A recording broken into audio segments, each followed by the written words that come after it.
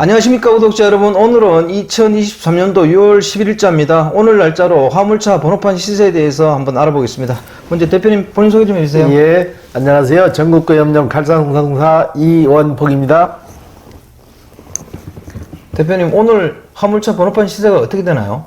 예. 2023년 6월 11일 오늘 화물차 시세를 말씀드릴게요. 소형 화물은 1.5톤 미만에서 0.5톤까지 오늘 시세는 2,750선에 거래되고 있습니다. 그리고 개인 중형은 1.5톤부터 16톤까지 16톤까지를 개인 중형이라고 그러는데 전주에 비해나 가격 변동이 크게 없어요.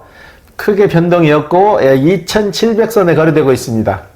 그리고 일반 대형은 3,600만원 선으로 전주나 큰 등락폭 없이 거래되고 있습니다. 예. 네. 그럼 거래량은 좀 어떻습니까? 개인 소형은 꾸준히 매매가 지금 지속되고 있거든요. 일주일에 10대 정도가 지금 움직이고 있어요. 그 다음에 개인 중형은 거래가 거의 없어요. 저번 주에는 한 대도 못 팔았어요. 한 대도 못 팔았고 전국적인 추세예요. 개인 중형은 지금 번호판이 거의 나가질 않아요. 네.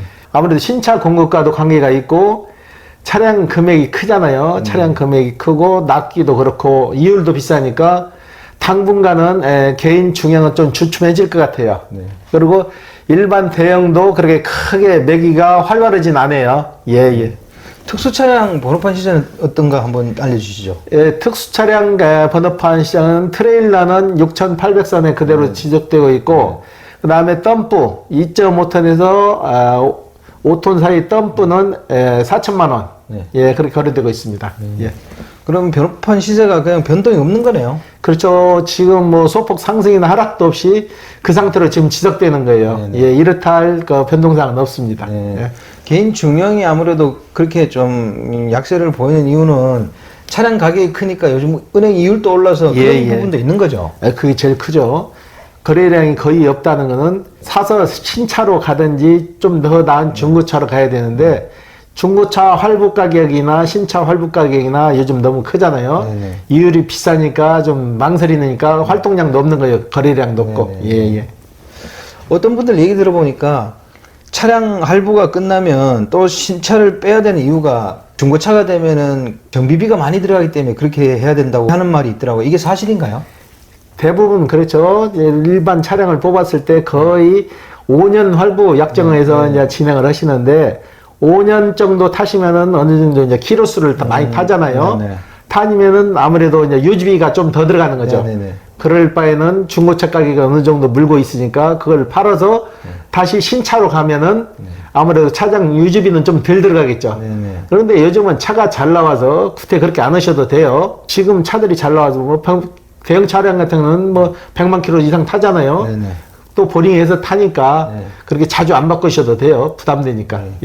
보링이라는 게 뭘 얘기하는 건가요? 보링이라는 것은 차량이 힘이 좀 딸리죠. 계속 지속적으로 쓰면은 쉽게 말해 100에 갈 힘이 90, 80, 70, 60으로 떨어진다는 거예요. 떨어졌을 때 쉽게 말해서 피스톤 닌가리를 하는 거죠. 닌가리를 해서 어느 정도 출력을 높여주는 거예요. 그것다 보링이라고 하는 거예요. 그러면 요즘 뭐 화물차 사태 이후에 최근에 또 변동사항이 있습니까? 아직 특별한 변동사항은 없는데 아마 10월 이후에는 변동사항이 좀 있을 것 같아요. 저희 지인이 물류회사를 크게 하는 지인이 있는데 물류회사들끼리도 협의안을 찾기 위해서 계속 모임을 갔나 봐요. 모임을 갔는데 이건 비공식적이에요. 비공식적인데 제 지인이 하는 얘기가 10월 달 경우에는 지입제가 없어지고 그 대안이 나온다는 얘기예요. 지입을 없애고 그 대안 명목이 나와서 그걸로 진행이 될 것 같아요. 그 지입제가 폐지되는 것보다도 지입제를 개선하든지 아니면 다른 차선책이 나온다는 얘기죠. 그렇죠. 10월 달 경에 그게 나온다는 것 같아요. 혹시 구독자 여러분 오해하지 마시기 바랍니다. 지입제가 폐지가 되더라도 그 지입제를 개선한 안이 나오고 또 다른 안을 지금 검토하는 중이라 이런 얘기입니다. 그리고 대표님 그러면 물류의 물동량은 또 어떻습니까? 물동량은 마찬가지로 더 어려워지나요? 요즘 더 힘들어지잖아요. 매스컴에서도 경기 하락이 눈에 띄게 낮아진다 그러잖아요.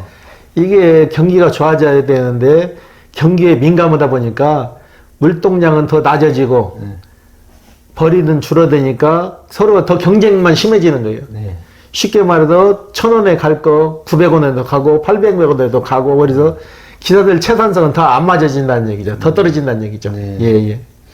그리고 운송비는 좀 어떻습니까? 운송비는 좀 올랐나요? 운송비는 오른 게 아니고 기사분들 얘기를 제가 들어보면 10년 전 운반비나 지금 운반비나 똑같다는 얘기예요. 기름값은 오르고 유지비는 더 들어가는데 운반비는 쉽게 말해서 물동량이 없으니까 서로가 채살 깎아먹기 하는 거예요. 쉽게 말해서 1,000원에 가서 정상적으로 일을 해야 되는데 900원에도 가고 800원에도 간다는 얘기예요. 물동량이 없으니까. 그거라도 해서 유지를 하겠다는 얘기인데 전 심각한 문제죠. 예, 예. 계속 이런 상태로 화물차 시장이 이렇게 막 침체가 된다면 신규 진입하시려는 분들도 망설일 수밖에 없는 거 아닙니까? 그렇죠. 그러면 이거 어떻게 좀 해결해야 돼요? 일단은 우리 같은 업자가 어떻게 제시한다기보다도 네. 정부에서 일단은 물동량 확보가 제일 중요하죠. 네, 네. 물동량을 늘려줘야 되는데 물동량은 늘릴 방법이 없으니까 더 답답한 거죠. 예. 그래도 정부도 물류 체계가 이렇게 무너지면 안 되는 거잖아요, 사실은. 그렇죠. 국가 건강을 위해서라도 물류 체계는 가지고 있어야 되는데 좀 그게 안타까운 것 같습니다. 그러면 화물차 사태 이후는 이제는 뭐 그거는 화물차 번호판 시세에 거의 영향을 미치지 못한다 이렇게 보시는 거죠? 그렇죠. 예, 예. 네. 화물차 시장에도 오래 하신 분들이 이제 고정 거래처를 갖고 있는 분들은 뭐 수입은 괜찮은 것 같고 예, 예. 신규 진입하시는 분들은 뭐 어디는 이 시장에도 마찬가지지만 계속 고전을 면치 못하는 거죠. 그렇죠. 쉽게 말해서 기존에 오래 하시는 분들은 자기 고정 거래처가 그래도 몇 개씩은 있잖아요. 네. 그리고 대형차 하시는 분들은 어느 정도 지입사에서 물건을 받아서 하는데 지입사에서도 오다를 따기 위해서 많이 노력은 하겠죠. 노력은 하는데 그 이제 기사들을 기대치는 못 미치는 거지. 예, 예. 근데 1톤 정도로 만약에 영업용 화물차 시장에 진입하려 그러면 이분들이 월 한 200 정도 순수익을 내기 위해서는 어느 정도 시간이 좀 경과돼야 될까요? 전에는 200 정도 버는 거는 기사분들도 좀 그렇게 어렵게 생각을 안 했어요. 어느 정도 물동량도 있고 본인만 부지런하면 되는데 요즘은 본인만 부지런하다고 되는 게 아니에요. 일단은 소형차들은 콜 위주로 많이 움직이잖아요. 콜 나오는 운반비부터가 지금 다운이 많이 됐어요. 우리도 수시로 그걸 체크를 해요. 네. 기사분들 오시거나 그러면 우리도 인성 프로그램을 하면 요즘은 좀 어떠세요? 물어도 보고 그러는데 오다가 나오는 게 운반비가 더 떨어진다는 얘기예요. 쉽게 말해서 옛날에 10,000원짜리가 뭐 9,000원도 되고 8,000원 되고 그게 떨어지니까 채산성도 더 떨어지는 거죠. 그래서 200 정도를 벌려면 더 많이 움직여야 된다는 거지. 그리고 야상이라고 하거든요. 저녁에 일 끝나고 아주 저녁에 실는 것도 아니고 어중쩍은 시간에 내일 물건을 실는 거예요. 쉽게 말해서 3시, 4시에면 한탕 더 올 수도 있는데 오다가 없으니까 우선 아쉬우니까 내일 거라도 그 시간에 실어 놓는 거야. 그리고 아침에 일찍 갔다 와서 한탕이라도 더 하기 위해서 그 정도로 요즘 치열한가 봐요. 예, 예. 그 야상이란 말이 뭔 말이에요? 야상이란 거는 내일 하차할 물건을 그 전날 실어 놓는 거지. 전날 실어 놔서 아침 일찍 한다는 얘기죠. 예, 예. 그 앞으로 그러면 번호판 시장은 좀 어떻게 될 거라고 전망하고 계세요? 번호판 시장은 소형은 꾸준히 그 유지를 하고 어느 정도 해서 가격은 조금 넘버판은 소형 상승을 할 거예요. 네. 중형 시장은 주춤하고 그 단계에서 계속 오르락내리락 할 것 같아요. 네. 예, 대형도 마찬가지고. 예. 그럼 화물차 시장에 진입하시려는 분들은 뭐 어떻게 좀 대처해야 될지 대표님께서 한 말씀 해주시죠. 무작정 진입을 하지 마시고 어느 정도 본인 소신이 있어가지고 나는 어느 정도 벌어야 되겠다 하는 분들은 많은 금액을 원하는 것 같으면은 소형차 시장에 들어오시면 안 돼요. 지금은 현상 유지만 한다 생각했을 때 그래도 열심히 한다는 각오 있는 분들이나 오셔가지고 일을 하셔야지 우연이라는 거 없어요. 본인 노력에 따라서 달라지는 거지 일을 그만큼 많이 하셔야 된다는 얘기예요. 물건 가리지 않고 이런 얘기하면 또 기사분들이 그럴 거예요.